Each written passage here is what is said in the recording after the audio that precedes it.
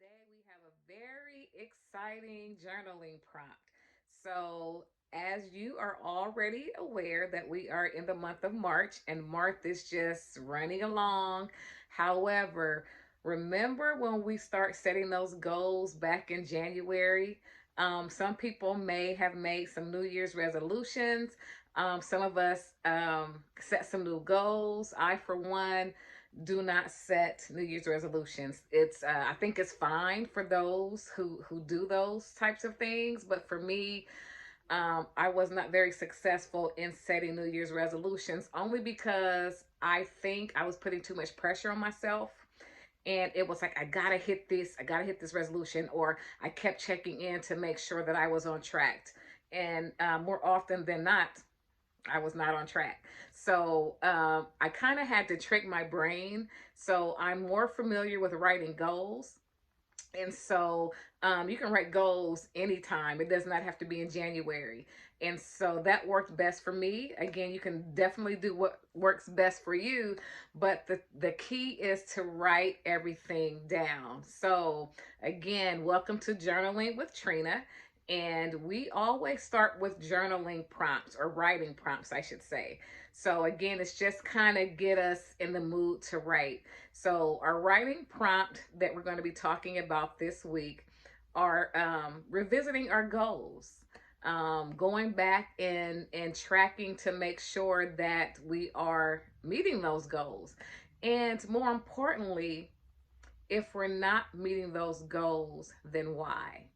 So I think the biggest topic here that we're going to be writing about is not so much the goal itself, but for those of us who got off track, guilty as charged, why did we get off track from reaching our goals? Or why didn't we meet those benchmarks? Or why didn't we fulfill that agreement that we made to ourselves, right? Because goals are agreements that we make to ourselves.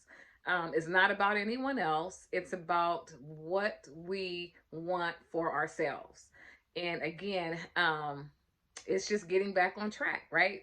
So, for our journaling prompt or writing prompt for this week, I want us to think about this. Make a list of things that could be standing between you and your goals. Make a list of things or people, could be people, that are standing in between you and your goals. And the second part of that is, what is our action plan? We need an action plan. We need a plan of action. So, okay, I've identified the deficit, I've identified the need now, which is great. So that's a great first step. So now what are we going to do about it? So again, in thinking about some of my own deficits or some things that was standing in my way, just to give you some examples, is time management. Time management and procrastination, to me, it sounds like they're two separate entities, but they're both the same.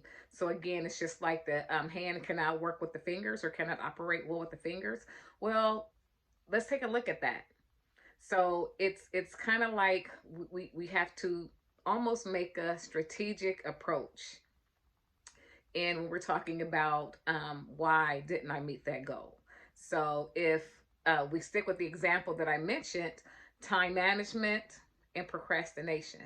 So am I managing my time well? Because if I'm not, then it leads to procrastination. So let me say that again. Am I managing my time well? And if I'm not managing my time well, then that could lead to procrastination. So again, yours may be different. I'm just using it as an example because that is something that I continue to struggle with, and it doesn't have to be.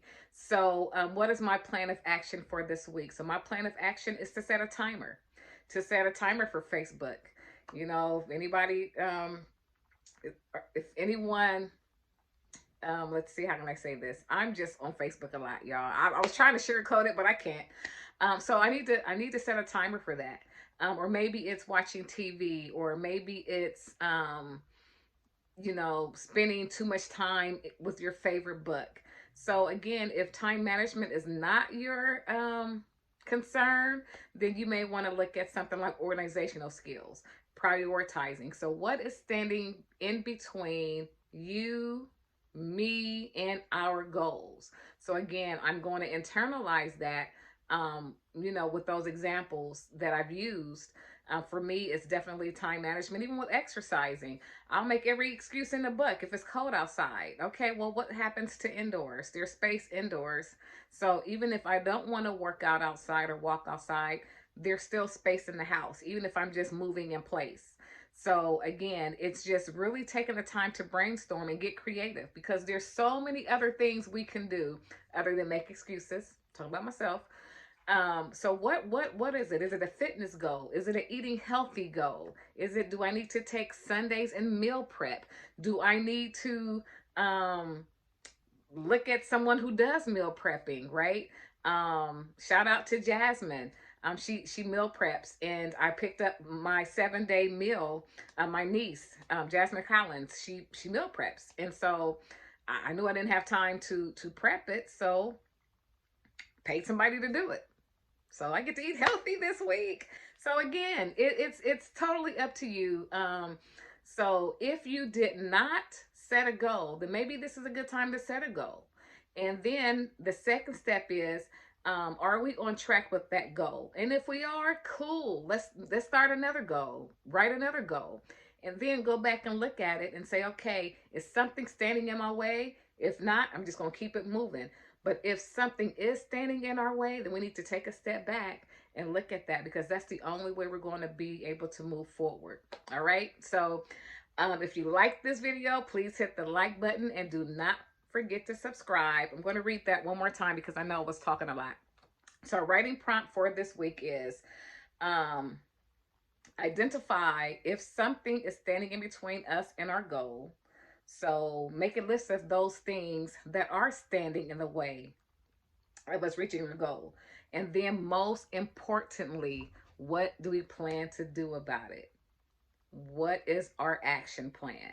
So again, don't forget to date your journal, because we can always go back and reflect to see all that wonderful progress we've been making. So if you like this video, please hit the like button and do not forget to subscribe. Excuse me, and I will see you all next week. Take care.